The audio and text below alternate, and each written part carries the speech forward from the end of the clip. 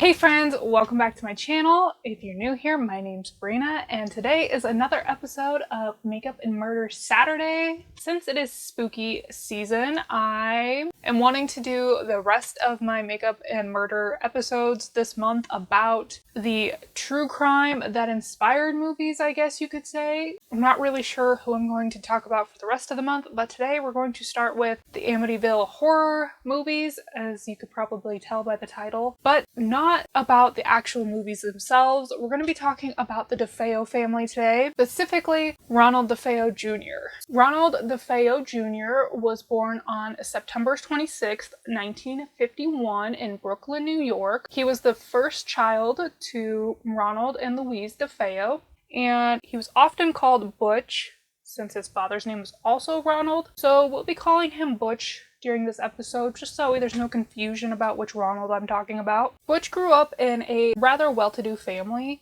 His father was a very successful car salesman, and he provided the family with a comfortable upper middle class lifestyle. But Ronald Sr. was a domineering authority figure who would often get very angry, and this resulted in him engaging in very heated fights with various members of his family. But for the most part, he took his anger out on Ronald, who they expected a lot of. Being the first child and everything, and being a male, they just expected a lot more from him than they expected from their other 4 children. So since a lot was expected of Butch, his father often would make him the target of his abuse because he just did not think Butch was performing to his standards that he had set for him. Butch's school life wasn't much better. He was an overweight child, therefore he was often the victim of bullying, so he really just could not find a place to get away from the abuse. After Butch had been suffering from this abuse for years, he just one day decided he couldn't just sit back and take it any longer, and he began fighting back physically and verbally. Whenever him and his father would get into arguments from this point on, he would also hit back. So it wasn't just Ronald Sr. using him as a punching bag anymore. But it didn't stop there. He would also hit his friends when they made him angry. And I can only imagine that this drew a wedge between him and the few friends that he did have. So I can imagine that Ronald had a very lonely existence growing up. At least he felt he was alone, but in reality, I believe he was sabotaging himself because his parents were basically always telling him he wasn't good enough. And it wasn't just that he began fighting back. Butch also had an incredibly short fuse, so he would get angry very often, very easy, which obviously was causing problems not only at home but also at school. This caused his family to be concerned about his mental health, and they even took him to see a psychiatrist, although Butch didn't think that he had any problems, and he stopped seeing the therapist shortly after the sessions began. Since Butch was no longer participating in therapy, his parents came to the conclusion that they needed to find some other incentive for him to behave well, and they decided that they would use money.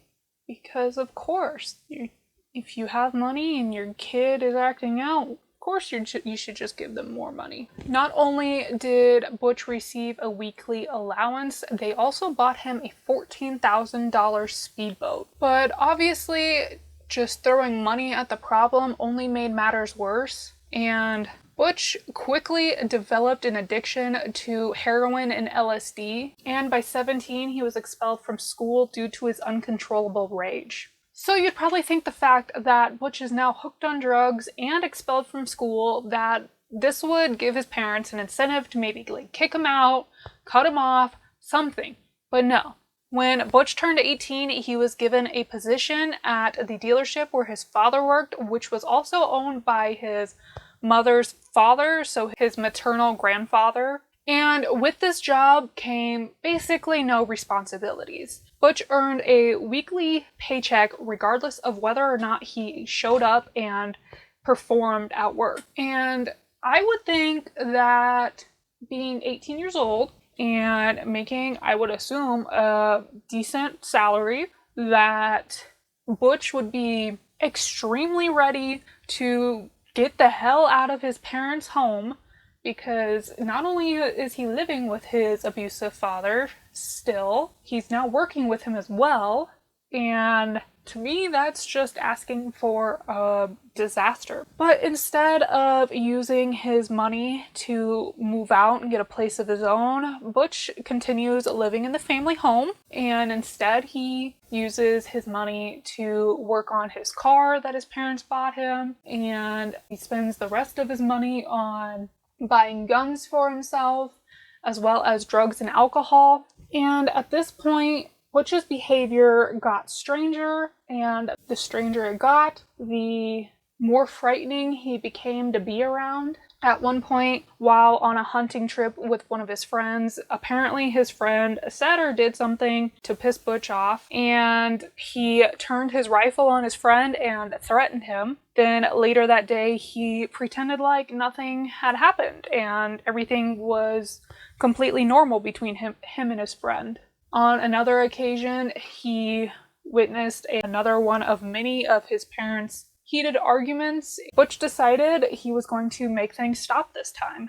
So he grabbed his 12-gauge shotgun and pointed it at his father, point blank range, pulled the trigger, and the gun jammed. His father was completely stunned and shocked that Butch had attempted to kill him, and the argument was very quickly forgotten about. So Butch did get what he wanted in a sense. He got the fighting to stop. After a few years of working at the family dealership, Butch decided that his meager salary no longer suited him. So in 1974, he started plotting ways he could embezzle money from the dealership. And in late October of that year, an opportunity presented itself to Butch. He was entrusted with $20,000 that he was supposed to deposit into the bank, but instead, Butch came up with a plan.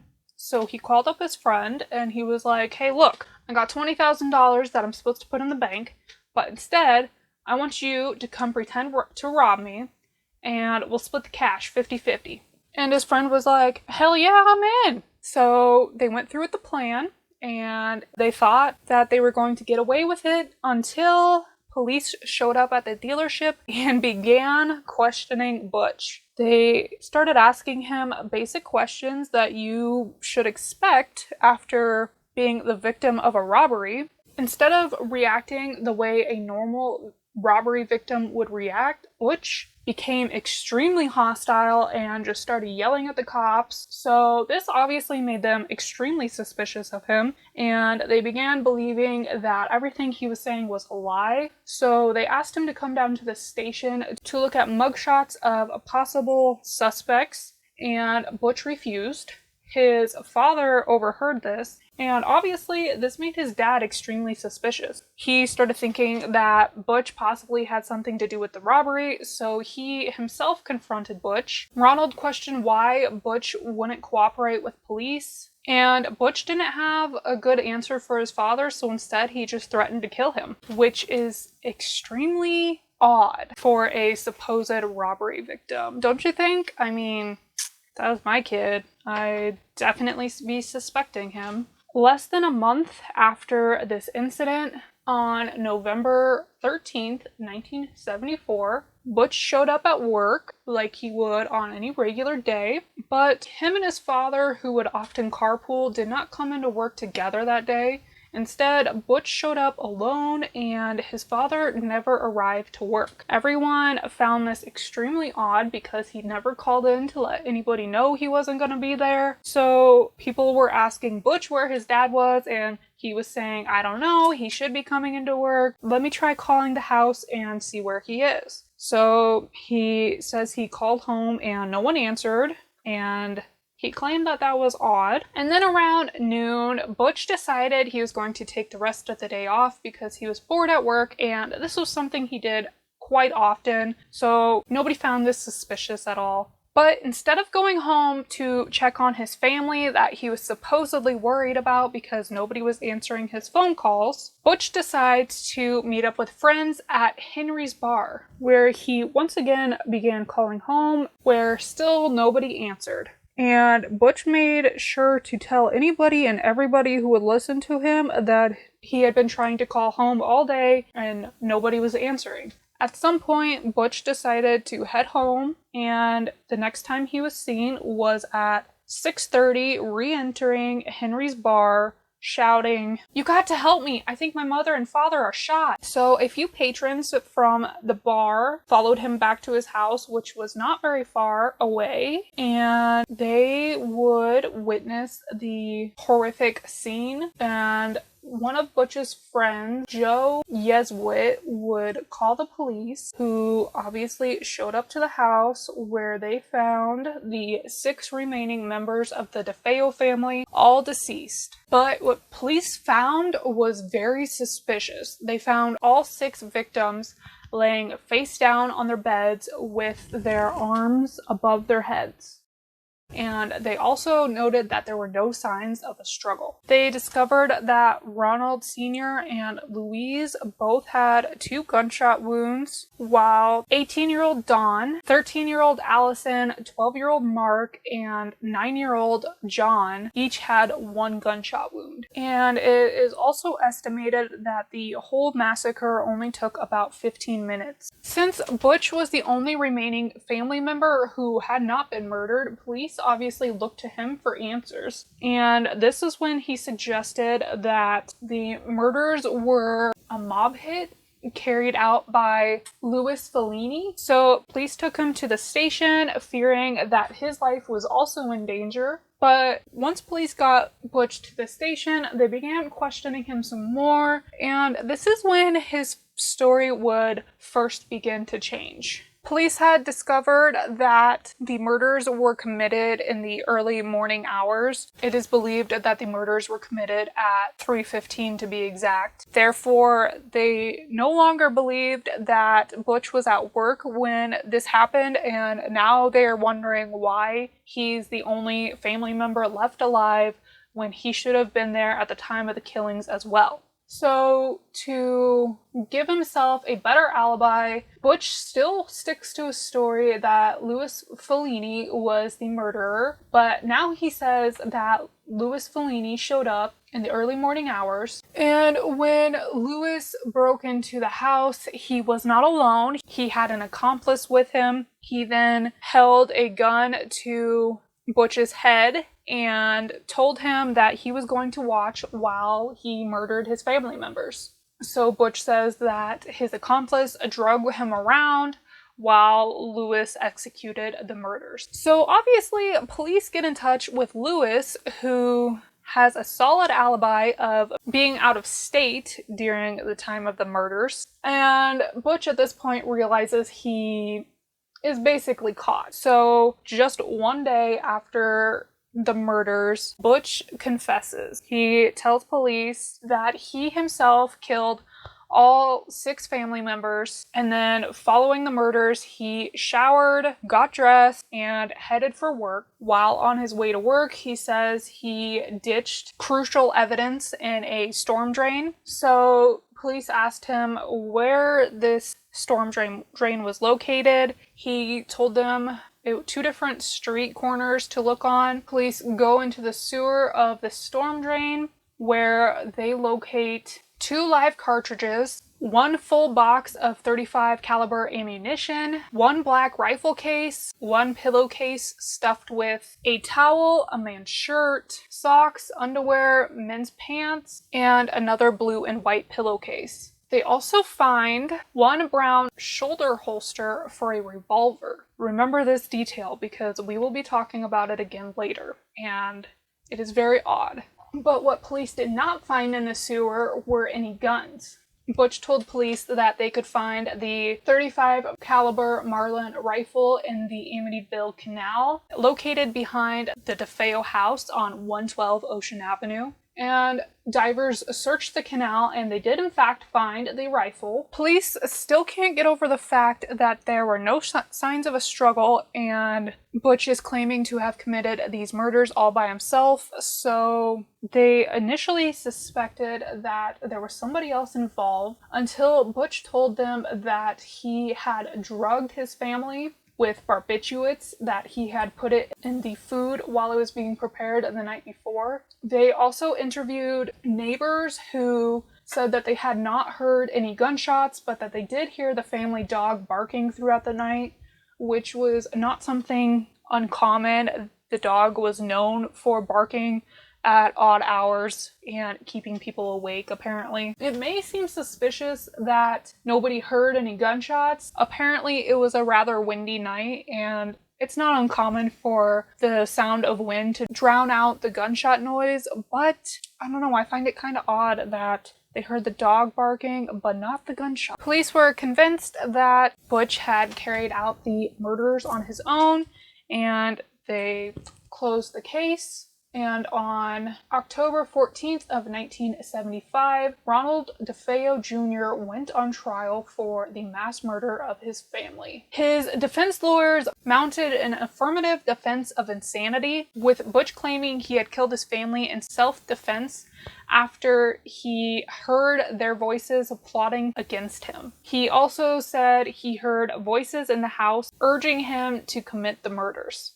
Butch would later say that none of this was true and that it was all made up by his defense lawyers. But nevertheless, his insanity plea was supported by a psychiatrist for the defense, while a psychiatrist for the prosecution maintained that he had antisocial personality disorder and that he was fully aware of his actions at the time of the crime. It is largely believed that Butch's motive for killing his family was to collect the $200,000 life insurance policies that his parents had, and shortly after the murders, he even asked police how he would go about collecting his father's life insurance. On November 21st of 1975, Ronald DeFeo Jr. was found guilty of 6 counts of second-degree murder, and on December 4th of that same year, he was sentenced to 6 concurrent sentences of 25 years to life. Butch is currently being held at the Sullivan Correctional Facility in Fallsburg,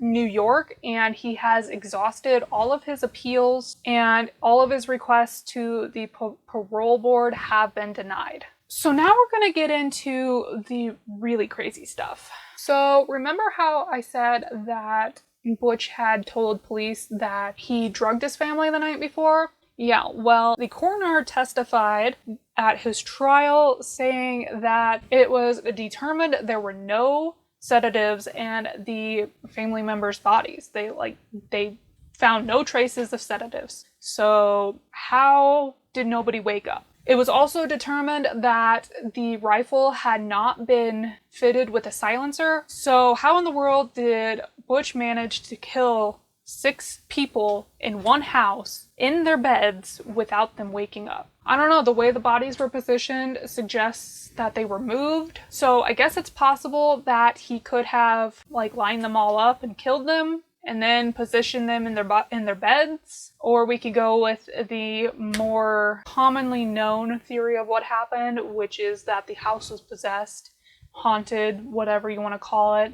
And yeah, I don't believe that. I don't buy it. I don't buy into the whole ghosts and stuff. Unless I see real proof for myself, I'm not gonna believe it. But that's not it. In the years since his conviction, Butch has offered many conflicting stories as to what happened that fateful night in the Amityville house. But most often in his stories, he claims to have had an accomplice, which, like I mentioned, that holster for a pistol, I don't know. But then again, I find it odd, if he had an accomplice, why had every family member been killed with the same gun?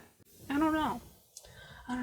In a 1968 interview, Butch claimed that his sister Dawn had killed his father, and then his distraught mother had killed all of his siblings, and then he killed his mother. He also claimed in this interview that at the time of the murders, he was married to Geraldine Gates, and that the two were living in New Jersey. So when his mom called him to tell him Dawn had killed his father and then she killed all of his siblings, he claims that he got in a car with Geraldine's brother, Richard Raimondo, and the two of them headed to Amityville, where he then killed his mother, and that his brother-in-law Richard was with him the whole time, and he could testify to this. Then in 1990, he filed a 440 motion to have his conviction vacated. This time, he had a whole nother story about what happened. He claimed Dawn and a friend had killed their parents, but before Butch could get a good look at the friend, he fled. Then Dawn proceeded to kill all of the siblings. Then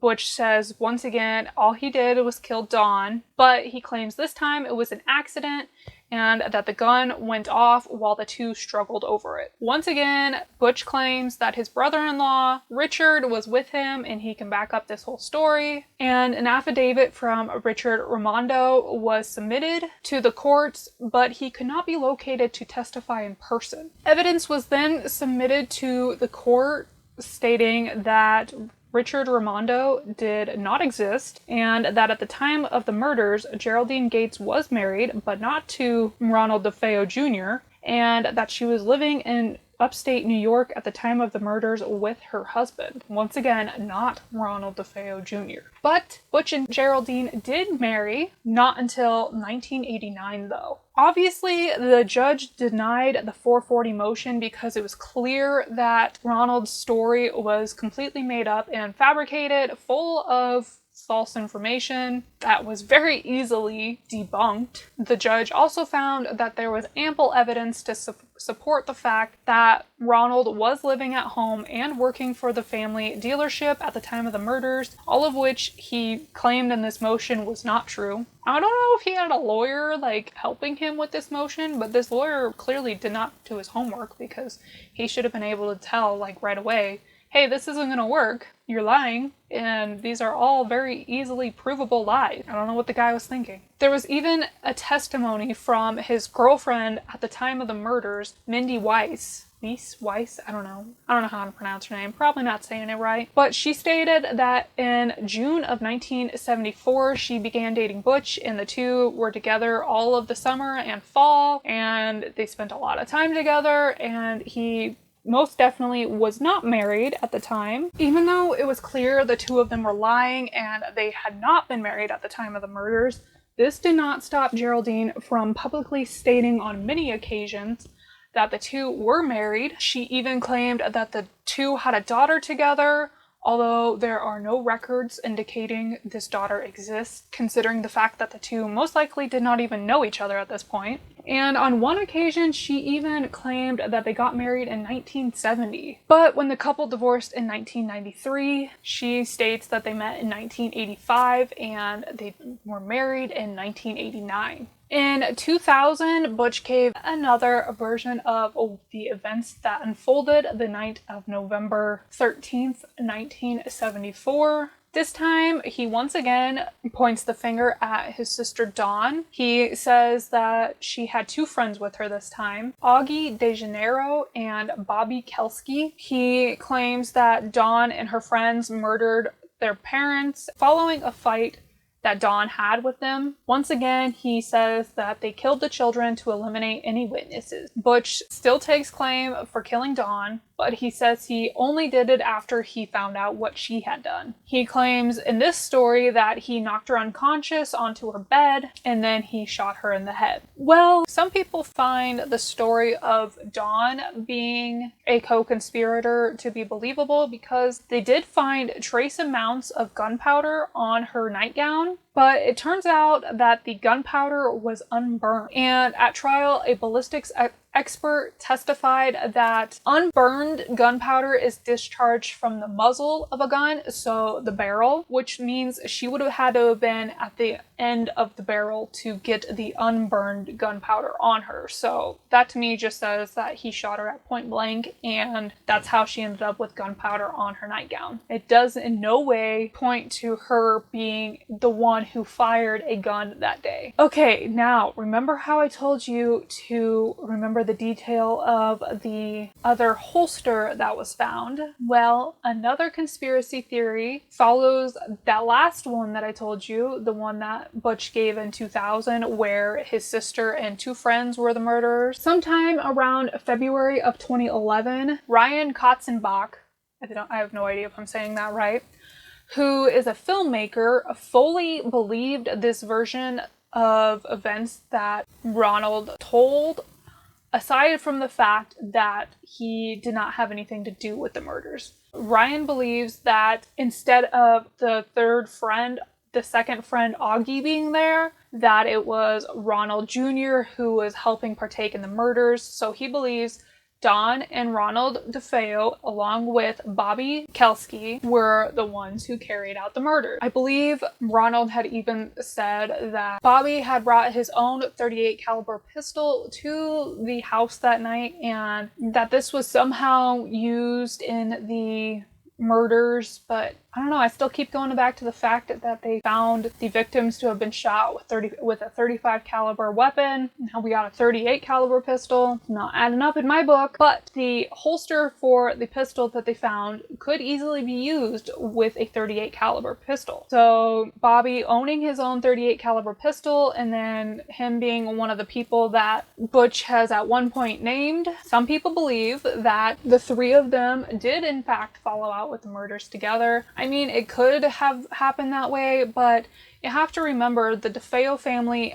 lived in a 3-story house, so he had to go to all these separate bedrooms to kill the 6 family members. He had to climb stairs. I don't know. I'm just gonna stop saying what I think and tell you guys what's happening in the story, and then we can talk about what I think later. So in 2011, Ryan set out to prove his theory that there was in fact at least a second shooter involved. He believed that since they found the rifle in the Amityville canal behind the DeFeo house, he believed that the other gun was also there. And he also believed that there was police evidence supporting this fact because, like I said, with the evidence they found in the sewer at the canal, there was a trash can that also had another pillowcase in. So Ryan believed that not only did Bobby throw Butch's rifle in the canal, but that he also threw his own gun in the canal. So he set out to search the canal for hopes of finding this pistol. He had also heard that Bobby may have disposed of the pistol in a smudge pot at his grandfather's Buick dealership. So he didn't even know if he was actually going to find a gun, but he searched the canal regardless, and after months of searching, on January 19th of 2012, they found what they believed was part of a rusted pistol, specifically the receiver and trigger part of the pistol. And this pistol that Bobby was said to have had was specifically a .38 Colt Python, which instead of the chamber popping out the side to load the bullets, the top part of the gun would hinge forward, and then you loaded the bullets there. So this made the gun easier to disassemble. So now they're thinking that Bobby had disassembled his gun through the trigger/receiver part in the canal, and then he in fact threw the rest of the gun into his grandfather's smudge pot, which was used for melting down old car parts, because upon a further search of the canal, they were never able to find any other parts of the gun. And I mean, if he's willing to take it apart, I think he would have thrown it in different areas of the canal. Like, why would you go to the trouble of taking it apart if you're going to throw it all into the canal in the same area? I don't know, but they haven't found the rest of the gun. They called police to let them know what they had found. Police said, it sounds like you found the flare gun, and news stories began to break that day saying that they possibly had found a second gun related to the Amityville mass murder of the DeFeo family. Police quickly tried to debunk this theory to the press. They said that what these people had found was more than likely a flare gun, but it could also be a pistol. But they had strongly believed that Ronald DeFeo Jr. was the sole murderer of his family. So they announced that they were going to release the gun back to Ryan Katzenbach, who said he would go on to conduct his own study to, he hoped, prove that this gun was in fact used in the murders. But